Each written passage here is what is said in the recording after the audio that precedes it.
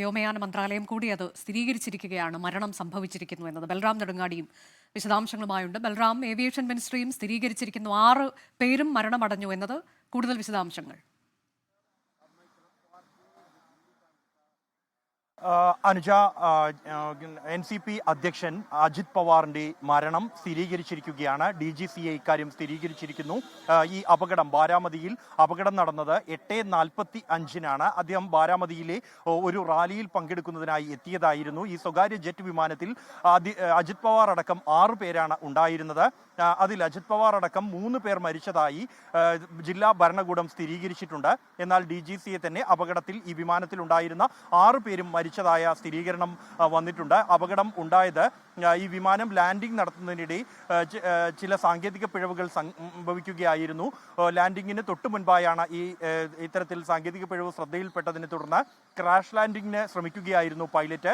അതിനിടെ ബാലൻസ് പോയി വയലിൽ ഇടിച്ചിറങ്ങുകയായിരുന്നു, കത്തി വീഴുകയായിരുന്നു ഈ വിമാനം എന്നാണ് ദൃക്സാക്ഷികൾ അറിയിക്കുന്നത്. ഉടൻ തന്നെ നാട്ടുകാരാണ് ഈ അപകടം സംബന്ധിച്ചുള്ള വിവരം അധികൃതരെ അറിയിച്ചത്. രക്ഷാപ്രവർത്തനം ഉടൻ തന്നെ ആരംഭിച്ചു. ആംബുലൻസുകൾ ഉൾപ്പെടെ സ്ഥലത്തെത്തി അജിത് പവാറിനെ അടക്കമുള്ളവരെ ആശുപത്രിയിലേക്ക് മാറ്റിയെങ്കിലും ഇപ്പോൾ ആ മരണം സ്ഥിരീകരിച്ചിരിക്കുകയാണ്. എന്തായാലും അദ്ദേഹത്തിന്റെ കുടുംബാംഗങ്ങളെ ഈ വിവരം അറിയിച്ചിട്ടുണ്ട്. അവർ ഉടൻ തന്നെ സ്ഥലത്തേക്ക് യാത്ര തിരിക്കാൻ ഒരുങ്ങിക്കഴിഞ്ഞിരിക്കുന്നു. രാജ്യത്തെ സംബന്ധിച്ചിടത്തോളം തന്നെ ഏറ്റവും അറിയപ്പെടുന്ന ഒരു രാഷ്ട്രീയ നേതാവ് കൂടിയാണ് അജിത് പവാർ. അദ്ദേഹത്തിന്റെ കഴിഞ്ഞ കാലങ്ങളിൽ അദ്ദേഹം നടത്തിയ രാഷ്ട്രീയ നീക്കങ്ങൾ അത് ദേശീയ തലത്തിൽ തന്നെ ശ്രദ്ധ ചെലുത്തിയ രാഷ്ട്രീയ നീക്കങ്ങളായിരുന്നു. മഹാരാഷ്ട്ര ഉപമുഖ്യമന്ത്രിയായി 2ാം തവണയും എത്തിയ ശേഷം അദ്ദേഹം പിന്നീട് NCPയുടെ പുനരേകീകരണത്തിന് വേണ്ടിയുള്ള നീക്കങ്ങൾക്കിടെയാണ് ഇത്തരത്തിൽ ഒരു അപകടം ഉണ്ടായിരിക്കുന്നത്. രാജ്യത്തെ തന്നെ ഞെട്ടിച്ച ഒരു അപകടമാണ് ഉണ്ടായിരിക്കുന്നത് എന്ന് തന്നെ പറയാം. എന്തായാലും ഇതിൽ രാഷ്ട്രീയ പ്രതികരണങ്ങൾ അല്പസമയത്തിനകം തന്നെ കൂടുതൽ ഉണ്ടാകും എന്ന് പ്രതീക്ഷിക്കുന്നു. എന്താണ് ഈ വിമാന അപകടത്തിന് കാരണമായത്, സാങ്കേതിക പിഴവോ അല്ലെങ്കിൽ മറ്റെന്തെങ്കിലും ആണോ എന്നതുമായി ബന്ധപ്പെട്ടുള്ള ഔദ്യോഗികമായ വിശദീകരണം ലഭിക്കേണ്ടതുണ്ട്. അതിന് ഇക്കാര്യത്തിൽ എന്തായാലും അന്വേഷണം ഉണ്ടാകുമെന്ന് തന്നെയാണ് ഈ ഒരു ഘട്ടത്തിൽ പ്രതീക്ഷിക്കേണ്ടത്.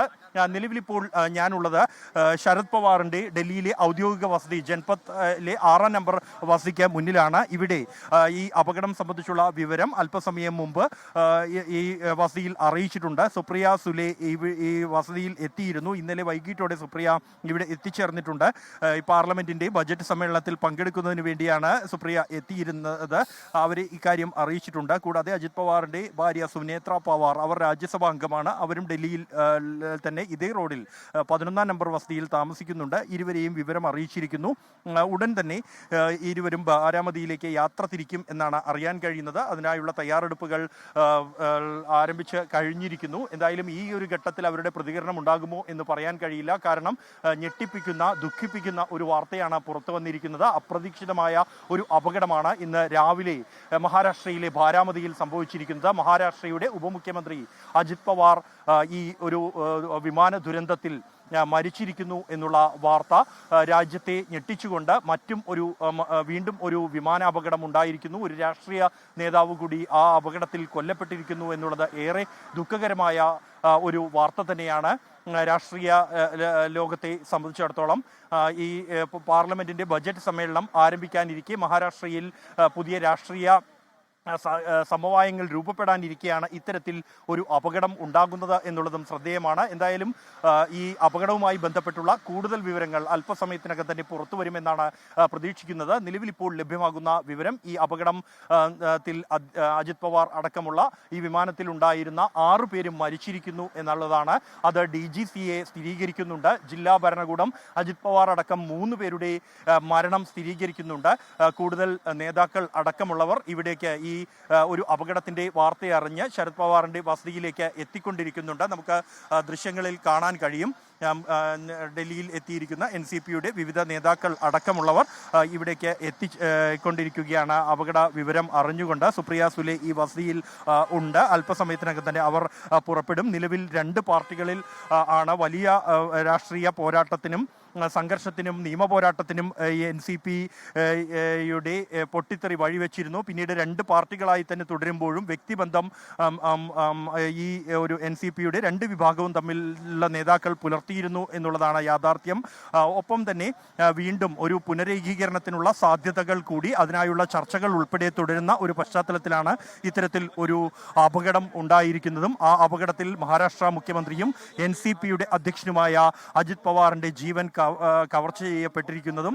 എന്തായാലും ഈ അപകട വാർത്തയിൽ NCPയുടെ നേതാക്കളുടെ ഇതടക്കമുള്ള പ്രതികരണങ്ങൾ അല്പസമയത്തിനകം തന്നെ ഉണ്ടാകും എന്നാണ് പ്രതീക്ഷിക്കുന്നത്.